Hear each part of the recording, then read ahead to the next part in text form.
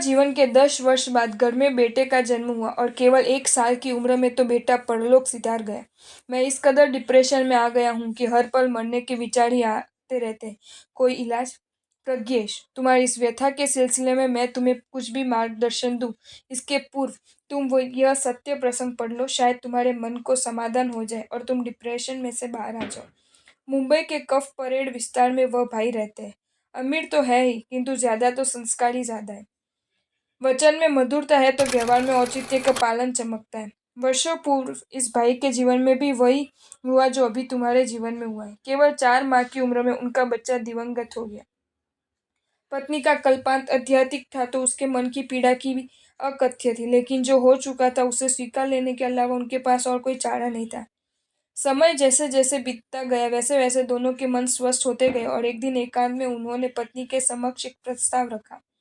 बेटे के जन्म वक्त हमने अनेक सपने देखे थे, लेकिन प्रकृति को शायद वो मंजूर नहीं था और बेटे को उसने हमारे बीच से उठा लिया।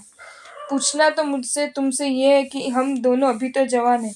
2-3 संतानों के माता पिता बनने से हमें कोई रोक नहीं सकता, परंतु इस मुंबई में हजारों बच्चे ऐसे हैं कि शायद उनके माता पिता ही नहीं है, और शायद माता पिता है तो उन्होंने उन्हें तिरस्कृत करके छोड़ दिया है और अनाथ आश्रम में ढकेल दिया है। हम उन सभी बच्चों के माता पिता बन जाए, ऐसी मेरी इच्छा है।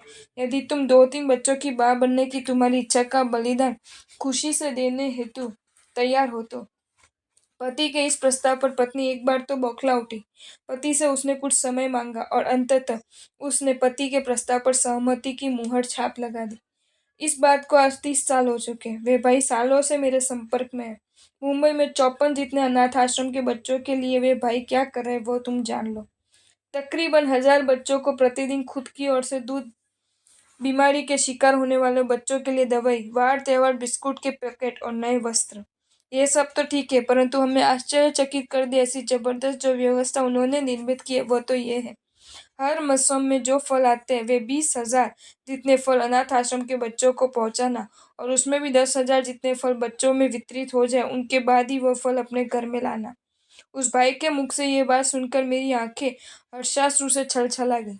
आम, केले, अंगूर, तरबूज, सेब, चीकू, संतरे, मौसम्बी, दाड़िम, सीताफल, जामुन वगैरह सभी प्रकार के 20-20 हजार फल अनाथ आश्रम के बच्चों को वर्षों से प्रतिवर्ष देना, यह वर्तमान काल का कोई सामान्य चमत्कार तो नहीं हो, है ना। मैंने उस भाई से पूछा, ये फल, बिस्कुट, दवाई, वस्त्र आदि के वितरण में तकरीबन कितने रुपए का सद्व्यय आपके हाथों होता होगा। 40 लाख रुपए, उस भाई का ये जवाब था। प्रज्ञेश, तुम कल्पना कर सकते हो भला कि अपने एकमात्र बालक के असामयिक मौत के प्रसंग का निमित्त पाकर कोई व्यक्ति मन से टूट जाने की बजाय मुंबई के हजारों अनाथ बच्चों को अपना बना ले और उनके पीछे प्रति वर्ष 40-40 लाख रुपए का सद्व्यय करता रहे। हाँ, ये हुआ है, आज के काल में हुआ है। खुद की माता पिता बनने की संभावना पर पूर्ण विराम लगा देकर हजारों अनाथ बच्चों के माता पिता बने रहने की उदात्त वृत्ति के सहारे ही हुआ है। संपत्ति बचाने की बजाय उस संपत्ति के द्वारा अनेकों को बचा लेने का दृढ़ संकल्प के सहारे ही हुआ है। मुझे तुमसे पूछना है, डिप्रेशन में से बाहर आ जाने के लिए ये सत्य प्रसंग तुम्हारे लिए जबरदस्त प्रेरणास्पद सिद्ध हो, ऐसा नहीं है? तुम्हारे बेटे की आकस्मिक विदाई को तुम अपने जीवन में तुम्हारी शक्ति के अनुसार भी सत्कार्य के आचरण का कारण बना लो, क्या ये संभवित नहीं हो सकता? याद रखना, सुख और दुख की कोई एक ही परिभाषा तय नहीं की जा सकती। जो आग वस्त्र को जला देती है वही आग सुवर्ण को शुद्ध करती है। पानी की जो 2-4 बूंदें चींटी के बिल के लिए बाढ़ बन जाती है, उसी पानी से लबालब सागर मगरमच्छों के लिए जीवनदायक बनता है। जो मन भोगी के लिए दुर्गति का कारण बताए वही मन योगी के लिए सद्गति यावत परम गति का कारण बनकर रहता है। अरे, तुम्हारे बेटे की जो विदाई तुम्हारे लिए डिप्रेशन का कारण बन रही है, उसी बेटे की विदाई को उस भाई ने अनेक बच्चों के चेहरे पर मुस्कुराहट फैलाने में कारणभूत कर दिया। तुम एक ही काम करो, यदि सच में तुम्हें अपने पुत्र पर अपार प्रेम था तो उस प्रेम को तुम डिप्रेशन का कारण कतई मत बनने दो, मौत का कारण कतई मत बनने दो, क्योंकि प्रेम जीवन जीने की शक्ति बने तो ही उसकी सार्थकता है। रुकी हुई गाड़ी के लिए पेट्रोल यदि गतिदायक बनकर रहता है, मलिन हो चुके वस्त्रों के लिए साबुन यदि शुद्धिकारक बनकर रहता है, अशक्त हो चुके शरीर के लिए बादाम यदि शक्तिदायक बनकर रहती है, बीमार के लिए दवाई यदि स्वास्थ्यदायक बनकर रहती है, तो निराश हो चुके मन के लिए प्रेम प्रसन्नतादायक बनकर रहता है।